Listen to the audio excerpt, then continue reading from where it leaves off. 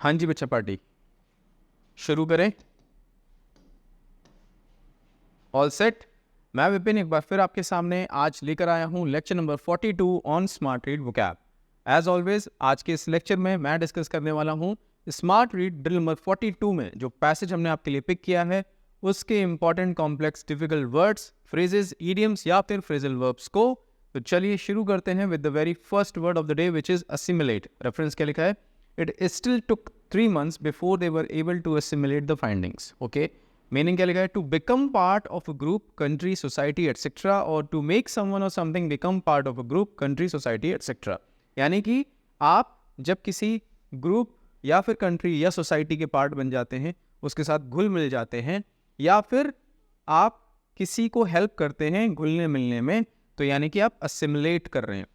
एक दूसरे के साथ घुलना मिलना, किसी आइडिया के बारे में बात हो सकती है, किसी थॉट की भी बात हो सकती है। अगर आप असिमिलेट कर रहे हैं, you are helping yourself to take it in, यानी आप अंदर एक्सेप्ट करने के लिए उस थॉट को, उस आइडिया को प्रयास कर रहे हैं और असिमिलेट करने का ट्राई कर रहे हैं।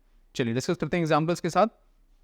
The new generation of Indian Americans is trying to assimilate both their Indian heritage and American upbringing into a cohesive identity. जो नई जनरेशन है हमारे इंडियन अमेरिकन्स की, वो ट्राई कर रहे हैं असिमिलेट करने के लिए। क्या असिमिलेट करना चाहते हैं? वो इंडियन हेरिटेज भी साथ में लेके चलना चाहते हैं और अमेरिकन अपब्रिंगिंग को भी साथ में लेके चलना चाह रहे हैं, और कोहेसिव आइडेंटिटी यानी जोड़ के एक नई आइडेंटिटी बनाना चाह रहे हैं। अगर हम बात करें इंडियन हेरिटेज की, तो यहाँ से जो संस्कार, जो रीति रिवाज हैं, वो चाहते हैं जो बंदे यहाँ से अमेरिका में शिफ्ट हो गए हैं, वो चाहते हैं वो चीज़ वहाँ पे फॉलो करें। और अमेरिका की जो अपब्रिंगिंग है यानी मॉडर्न सोच, उसको साथ में लेके चलना चाहते हैं। सो बेसिकली मॉडर्निटी और ट्रेडिशन दोनों का जो ब्लेंड है, कोहेसिव आइडेंटिटी जो निकल के आएगी, उसको वो असिमिलेट करना चाहते हैं, आत्मसात करना चाहते हैं, उसके साथ घुलना मिलना चाहते हैं, उसको साथ लेके चलना चाहते हैं। आई होप आपको समझ में आया हो। दूसरा example, the introduction of digital classrooms has helped students assimilate complex subjects more effectively. आज की डेट में डिजिटल क्लासरूम्स के इंट्रोडक्शन के कारण से बच्चों को हेल्प हो रही है कॉम्प्लेक्स सब्जेक्ट्स को और ज़्यादा बेटर वे में समझने के लिए। समझना, अंडरस्टैंड करना, कॉम्प्रिहेंड करना। अब यहाँ पे देखिए कॉम्प्रिहेंशन वाला कॉन्टेक्स्ट है। कॉम्प्रिहेंड करना, समझना, आत्मसात करना, किसी आइडिया को अपने अंदर लेना। सो यहाँ पे कॉम्प्रिहेंशन वाला कॉन्टेक्स्ट है, वहाँ पे घुलना मिलना यानी कि उसके साथ लेके चलना, किसी आइडिया के साथ किसी आइडिया को अपने अंदर लेके चलना। दोनों कॉन्टेक्स्ट बड़े बेहतरीन सेंटेंसेस हैं, दोनों समझ में आए होंगे। आई होप आपको। एग्जाम्पल से डिस्कस करते हैं। After the lecture it took some time for the students to assimilate the new information. Lecture के बाद थोड़ा समय लगा बच्चों को नई इन्फॉर्मेशन को असिमिलेट करने के लिए, उसको समझने के लिए, उसको अंदर एक्सेप्ट करने के लिए अपने दिमाग में। She read the book several times to fully assimilate its concepts. ये भी सेंटेंस सही है। Immigrants often find it challenging to assimilate into a new culture। जो बाहर से लोग आते हैं उनको कभी अक्सर डिफ़िकल्टी होती है, चैलेंजिंग होता है उनके लिए नई चीज़ों को, नए कल्चर को असिमिलेट करने में, आत्मसात करने में, एक्सेप्ट करने में। The tutorial helped him assimilate the complex programming language. ये भी सही है।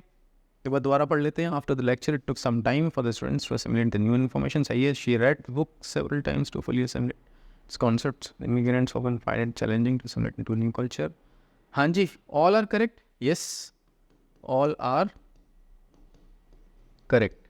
कोई भी एरर नहीं है किसी भी सेंटेंस में। चलिए मूव करते हैं सिनोनिम्स एंटोनिम्स वाले पार्ट पे। एब्जॉर्ब, अपने अंदर इकट्ठा कर लेना।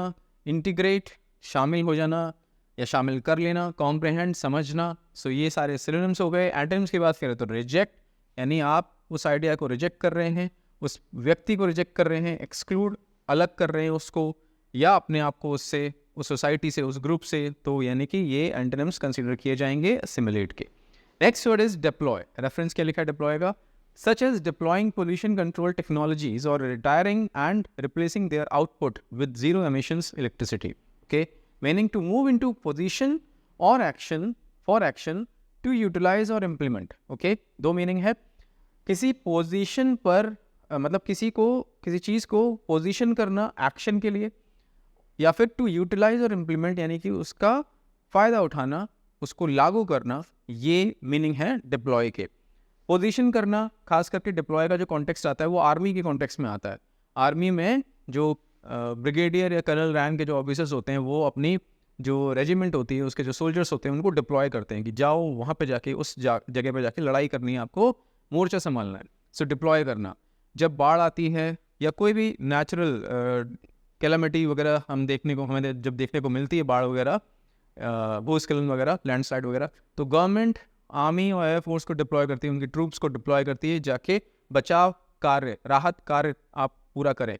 सो डिप्लॉय करना।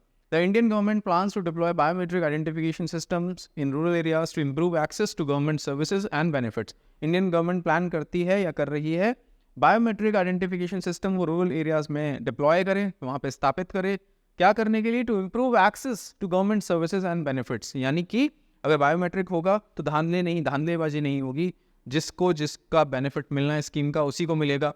बायोमेट्रिक यानी फिंगर प्रिंट होंगे, उससे आइडेंटिफिकेशन होगा, आधार होगा ऑब्वियसली लिंक्ड। तो आप मान लीजिए आपको कैश मिल रहा है गवर्नमेंट से या राशन मिल रहा है तो डायरेक्ट आपको ही मिलेगा, आपके नाम पे कोई और उसको नहीं यूटिलाइज कर पाएगा, किसी और तरीके से कोई फ्रॉड नहीं हो पाएगा। सो डिप्लॉय करना। दूसरा एग्जांपल है, following the cyclone the government deployed rescue teams to affected areas to evacuate stranded residents and provide relief supplies. Stranded, भटके हुए रेजिडेंट्स इधर उधर साइक्लोन आने के कारण भटक गए। इवैक्यूएट यानी बचा के कहीं, मतलब कोई ऐसी जगह जहाँ पे इस तरीके की परेशानी हो, साइक्लोन आया हो, बाढ़ आई हो, आग लग गई हो, तो वहाँ से लोगों को बाहर सेफ्टी वाली जगह पे लेके जाना, इवैक्यूएट करना, बाहर निकालना। ठीक है, तो यहाँ पे देखिए डिप्लॉय किस कॉन्टेक्स्ट में आ रहा है, रेस्क्यू टीम्स को डिप्लॉय करना, पोजीशन करना। तो दोनों कॉन्टेक्स्ट हमने डिस्कस किए। अब 4 सेंटेंसेस है, देखते हैं कौन सा सही कौन सा गलत। The company plans to deploy its resources more efficiently, बिल्कुल सही है। The military decided to deploy troops to the border, ये भी सही है, दोनों सही है sentences. The teacher deployed several strategies to engage the students। अब यहाँ पे डिप्लॉय का कॉन्टेक्स्ट है लागू करना, इम्प्लीमेंट करना, ये भी सही है। कई सारी स्ट्रेटजीज टीचर ने डिप्लॉय की बच्चों को एंगेज करने के लिए। Students will get a chance to deploy into a subject। Now deploy into a subject, it doesn't make any sense। गलत है ये पार्ट। सो सेंटेंस हमारा चौथा वाला गलत है। आई होप आपको समझ में आ गया हो डिप्लॉय का meaning and context. Synonyms, utilise, implement, लागू करना, पोजीशन, स्थापित करना। एंटोनिम्स की बात करें तो विड्रॉ, पीछे हटना, रिट्रैक्ट, पीछे हटना, डिस्प्लेस, एक जगह से दूसरी जगह उसको पहुंचा देना, डिस्प्लेस करना, ये इसके एंटोनिम्स के तौर पे कंसीडर किए जाएंगे। Next, phrasal verb is account for. Reference क्या लिखा है अकाउंट फॉर का? Electricity generation accounts for nearly 3/4 of India's enormous coal use. Enormous विशाल, ह्यूज। इनर्मस का मतलब ह्यूज, बहुत बड़ा। ग्रेट इन क्वांटिटी, मीनिंग क्या लिखा है अकाउंट फॉर का? टू एक्सप्लेन और justify the cause of something, यानी किसी चीज के कॉज को एक्सप्लेन करना, स्पष्टीकरण देना, हिंदी में कहते हैं स्पष्टीकरण देना। टू कॉन्स्टिट्यूट और make up a certain amount और प्रोपोर्शन ऑफ समथिंग, यानी किसी चीज का हिस्सा होना। दो मीनिंग है, स्पष्टीकरण देना, एक्सप्लेन करना, या फिर किसी चीज़ का हिस्सा होना, अकाउंट फॉर, उत्तरदायी होना, ये पहले वाले का मीनिंग हो सकता है। एग्जांपल्स पढ़ते हैं। Graduates from engineering colleges account for a significant portion of India's skilled workforce. अब यहाँ पे हिस्सा होना वाला कॉन्टेक्स्ट है, यानी हमारे जो ग्रेजुएट्स हैं खास करके इंजीनियरिंग कॉलेजेस से, वो स्किल्ड वर्कफोर्स का एक अच्छा खासा परसेंटेज हैं, बिल्कुल सही है। The informal sector accounts for about 80% of employment in India. अब ये दोनों सेंटेंसेस में हिस्सा होने वाला सेंस है।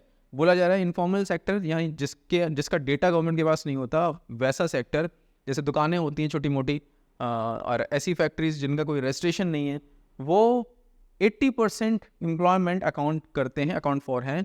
यानी कि इनफॉर्मल सेक्टर इस 80% एम्प्लॉयमेंट का हिस्सेदार है। 100 में से 100 लोग अगर कहीं काम कर रहे हैं तो उसमें से 80 लोग इनफॉर्मल सेक्टर में काम कर रहे हैं। सो ये डेटा है आपके सामने। और एग्जाम्पल्स पढ़ते हैं। The manager was asked to account for the company's poor performance this quarter. अब यहाँ पे स्पष्टीकरण देने वाला कॉन्टेक्स्ट है, यानी आप आए और एक्सप्लेन करें कि कंपनी की पुअर परफॉर्मेंस क्यों हुई इस क्वार्टर में, बिल्कुल सही है।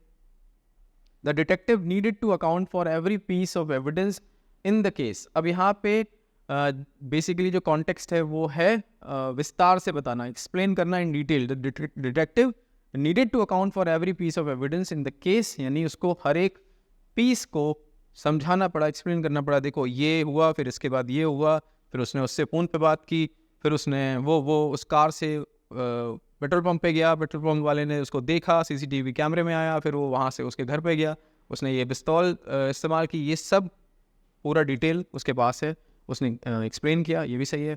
They plan to account for a picnic next week. It doesn't make any sense up front. Incorrect sentence.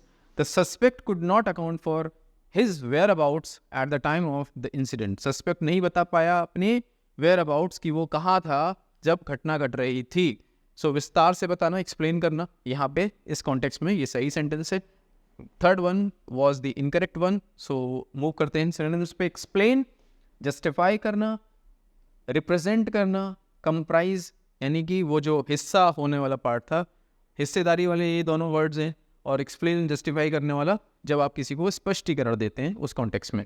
Antonyms की बात करें तो नेग्लेक्ट, ओवरलुक, नज़रअंदाज, डिसरिगार्ड, आप उसको वैल्यू ही नहीं दे रहे हैं सामने वाले की बात को, ये एंटोनिम्स के तौर पे कंसीडर किए जाएंगे अकाउंट फॉर के लिए.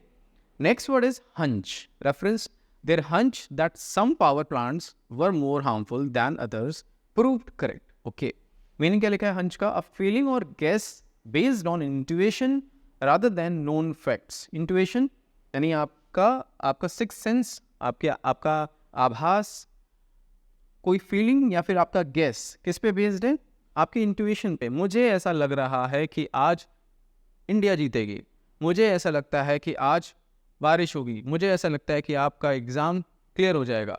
सो फैक्ट पे बेस नहीं है, रियलिटी पे बेस नहीं है, बस मुझे ऐसा लगता है. जब कोई ऐसा बोलता है तो वो अपने हंच से बोल रहा है, हंच से यानी कि आभास हो रहा है उसको ऐसा. और किस पे बेस नहीं है? नॉन फैक्ट्स पे बेस नहीं है कोई बात, उसके लिए हम हंच बोलते हैं. Example, the farmers had a hunch that the monsoon would arrive early this year based on the behavior of local birds and insects. चिड़ियों की चहचहाहट या फिर इंसेक्ट्स की हरकतों से, कीट पतंगों की मूवमेंट से किसानों को लगा कि इस बार मॉनसून जल्दी आएगा. हाँ, हंच था उनको, नाउन है ये हंच, ठीक है. Despite no concrete evidence, the seasoned trader acted on his hunch and invested heavily in the stock market. Concrete कोई एविडेंस नहीं था, उसने कोई प्रॉपर एनालाइज नहीं किया, एनालिसिस नहीं किया उस कंपनी का जिसमें वो पैसे लगाने वाला था. उसने बस अपने हंच के बेसिस पे कि यार इस स्टॉक में डाल दो, बहुत बेटर रिजल्ट्स देगा, बहुत बेटर परफॉर्मेंस देगा. सो उसने अपने हंच के बेसिस पे, उसको आभास हुआ और उसने पैसे लगा दिए. सो ये सेंटेंस भी सही यूज़ कर रहा है हंच को. अब हमारे सामने 4 और सेंटेंसेस देखते हैं कौन सा सही कौन सा गलत. Based on a hunch she decided to take a different route. उसको लगा कि यार इस रूट से नहीं, इस रूट से चलते हैं, उस रूट पे कुछ गड़बड़ हो सकती है, तो उसके हंच के बेसिस पे उसने डिसाइड कर लिया रूट चेंज करने का. The detective manage to successfully hunch the criminal. अब यहाँ पे वर्ब के तौर पे यूज हो रहा है infinitive, to successfully hunch. It doesn't make any sense either, so इसको हम गलत कर सकते हैं. His hunch about the weather turned out to be right. अब मौसम के बारे में जो उसका हंच था कि आज बारिश होगी, वो सही साबित हुआ, तो ये सही है. His decision to invest in the new startup was solely based on his hunch. उसका डिसीजन नए स्टार्टअप में इन्वेस्ट करने का सही साबित हुआ, और उसका बेसिस क्या था? उसका हंच, आभास हुआ था. एक जो इसमें मुझे गड़बड़ लग रही है वो ये कि स्टार्टअप हमेशा नए ही होते हैं. सो न्यू यहाँ पे रिडंडेंट है, इसकी ज़रूरत नहीं थी. पर सेंटेंस मुझे लग रहा है मोर सेम है, मतलब सही है, गलत तो नहीं बोलेंगे. पर न्यू स्टार्टअप नहीं बोलते ना, ब्लंडर मिस्टेक नहीं बोलते हम, दोनों एक जैसे वर्ड हम नहीं बोलते. So new startup, blunder mistake, इस तरीके के जो फ्रेजेस होते हैं जो अक्सर हम बोलचाल में यूज़ कर लेते हैं कॉलोकियल इंग्लिश में, हमें नहीं करने चाहिए क्योंकि रिडंडेंसी यहाँ पे पैदा हो जाती है. सो आई होप आपको हंच का मीनिंग समझ में आया हो. मुझे एक वाकया याद आ रहा था, किसको लेके? हाँ, इसको लेके. मुझे याद है जब मैं ऑफलाइन सेटअप में पढ़ाता था और मैं रीजनिंग भी पढ़ाता था उस समय, क्योंकि फैकल्टीज़ नहीं थी हमारे पास, तो रीजनिंग भी पढ़ाना पड़ता था मुझे. साइलॉक्स में पढ़ा रहा था एक दिन, जो पॉसिबिलिटी वाला केस होता है ना वो. अब क्या हुआ कि एक स्टूडेंट था, धर्मेंद्र नाम था उसका. अब पॉसिबिलिटी में पढ़ा रहा हूँ तो मैंने उससे बोला कि सेंटेंस था, it is possible that it will rain today. It is possible that it will rain today. There is a possibility that it will rain today. ऐसा सेंटेंस था कुछ. तो बोलता है वो उसको साइलॉग समझ में ही नहीं आ रहे थे पहले दिन से, तो बोलता है सर ऐसा कैसे हो सकता है, आज बाहर धूप निकल रही है, कैसे हो जाएगी रेन. तो मैंने कहा भाई साइलॉग्स है, इमेजिनरी सिचुएशन लेके चल रहे हैं और होने को तो हो भी सकती है. मैंने ऐसे बोला. अब क्या हुआ कि नहीं बिल्कुल नहीं हो सकती, धूप निकल रही. और क्या हुआ, जहाँ मैं पढ़ाता था उसके जस्ट पीछे एक विंडो थी बहुत बड़ी, और बाहर का हमें व्यू दिखता था, और ये बोलना था और धूप में बारिश होने लगी. सो अमेजिंग, मतलब क्या बोलूँ मैं. सब हंसने लगे क्लास में, और धर्मेंद्र जो था ना उसका मुंह छोटा हो गया बिल्कुल कि ये क्यों. सो हंच. अब मैंने तो हंच से नहीं बोला था, मतलब मैंने तो बोला कि होने को हो भी सकती है, और इतना बोलना था कि बाहर आवाज़ आने लगी बूंदों के गिरने की इतनी ज़ोर से. मतलब धूप निकल रही थी, स्टिल बहुत तेज बारिश स्टार्ट हो चुकी थी. सो ये एकदम से याद आ गया मुझे जब मैंने ये बोला ना, ये वाला is hunch about the weather turned out to be right. चलिए मूव करते हैं सिनोनिम्स पे. इंट्यूएशन, आभास, आपको फ्यूचर का कुछ पता चल जाए कि ऐसा होने वाला है. सस्पिशन, शक है, मुझे शक है कि ऐसा होगा. गेस, आप अगेन गेस कर रहे हैं. इंक्लिंग, फीलिंग आ रही है मुझे. इंक्लिंग एक अच्छा वर्ड है, नया वर्ड है. इंक्लिंग आ जाएगा, रटने की ज़रूरत नहीं है. कभी किसी आगे की क्लास में फ्यूचर में मेन वर्ड के तौर पे इंक्लिंग आ जाएगा, यानी कि ऐसा लग रहा है. I have this inkling that it may rain today. Clear है. चलिए एंटोनिम्स, सर्टेनिटी, निश्चित है. फैक्ट, नॉलेज, ये सारे एंटोनिम्स के तौर पे कंसिडर किए जाएंगे हंच के.